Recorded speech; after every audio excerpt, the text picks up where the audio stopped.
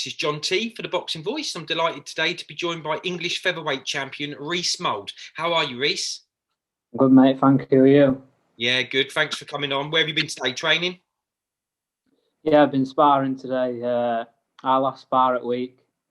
Got a circuit to do tomorrow, and then I think we've got weekend off. Anyway. So what do you do at the weekend? Clearly you can't overindulge and eat too much because you're in camp. You just chill out, did not even go for a run or anything? Yeah, I don't. My weight's not an issue at the minute. I'm a lot better off now than what I normally am for any other fight. I start my check weighs next week. I'm ready. I could make my first check weigh now. So that's not an issue. We've had a great week of training. I think we've got the full weekend off. Excellent. Right, well, I'm going to come on to some good questions I've got for you. So firstly, if you don't mind me saying, gone a little bit under the radar. You have fought on a big card, but you're 13-0. You're the English champion. You're undefeated. Not loads of noise about you, but you're back out on another big card. So you're due out in March on the Warrington card. That must be great, yeah? Yeah, February 13th. Apologies, yeah. Back out and then, like you say, yeah, I have gone under radar. That were our plan right from that very first time with Leigh Wood. I sat down with Steve and Sean, and our plan was to go under the radar. But obviously, I've boxed on 4 or 5 matchroom shows. I think 2 or 3 Frank Warren shows. I have been on the big shows, but I've always been on early. So I have still gone under the radar, sort of thing. That's why going into this fight, I've got no pressure on my shoulders whatsoever.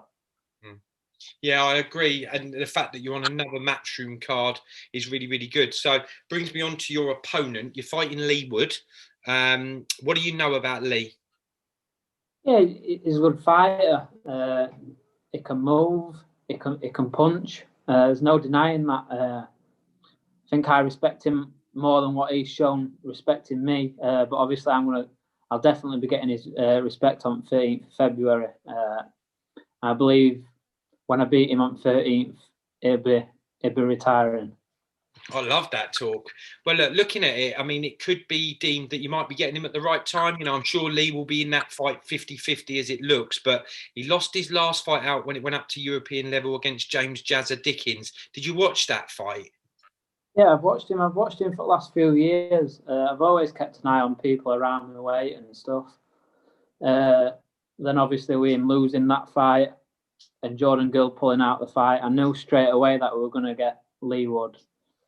So yeah, I've watched bits of him. I don't like to watch too much, but I've seen enough. I know my trainer and stuff like that. They've seen bits. And like I say, he's a good fight. It's a good fight. But I'll match him. I'll match him for whatever he brings, whether he wants to stand and box me, or whether he wants to stand and fight with me toe to toe. If he wants to put it on my toes, I'll go with him.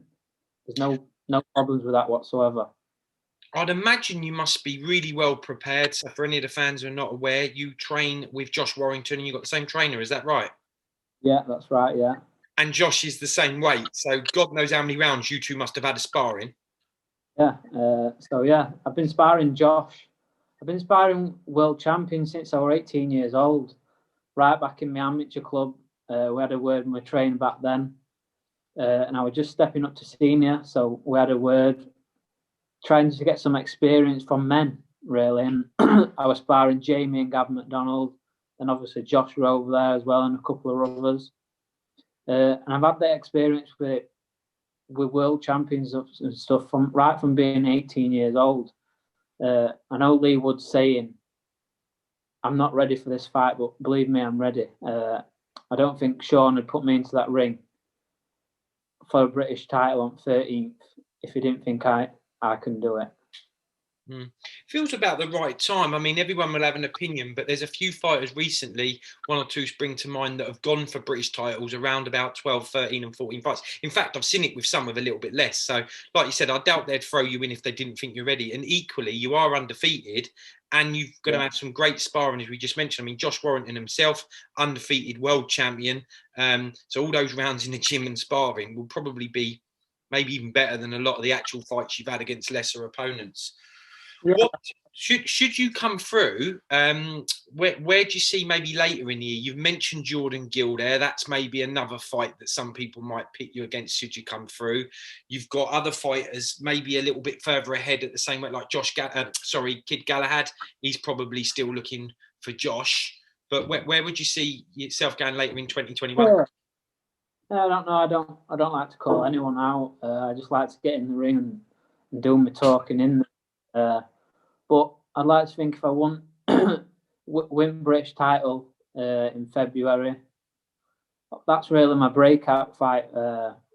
So then Eddie can hopefully get me on one of his shows, get signed up with Eddie, get on the show in summertime, maybe with anyone really, whether it's they want to defend my title or go on and move on to different things. I'll do whatever my team and Steve Wood and my trainer Sean say around me. I'm happy to do whatever they say.